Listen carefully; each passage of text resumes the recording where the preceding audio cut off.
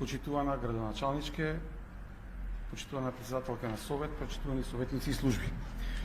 Во програмата на општина Кисела Вода за местна самоуправа Д10 за 2025 година во член 1, 2, 3 и 4 станува збор за субвенционирање на дел од трошоците на млади лица, матуранти генерација 2025 за посетување на обука на теоретски и практичен дел за полагање на возачка дозвола од Б категорија со вкупен износ од 4 милиони денари, кој сега се намалува на 1.300.000 денари.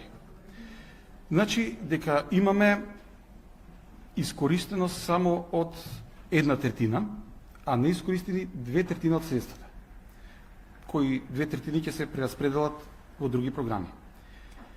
И тука не е спорно што вишокот ќе се прераспредели, туку е спорно, па може би и трагично, што е дозволено да се има толку голем вишок од 2/3 на средства, односно 2.700.000 денари.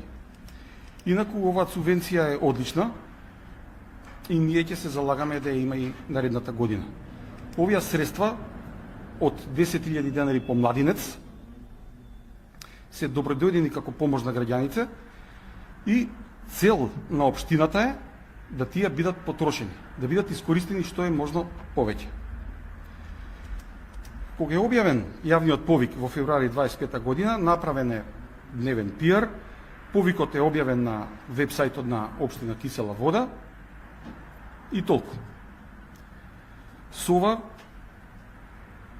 мислиме дека сите жители не дознале за оваа субвенција. Од тука мислиме дека има сериозен недостаток на пиар, односно промоција на оваа субвенција. Зато интересот е имал. Ако другите субвенции поминале добро, тоа не дава алиби за оваа субвенција што не помина добро. Ви кажувам дека ние 5 советника на левица ќе си земеме за врска да ги промовираме новите субвенции во новиот буџет. За споредба,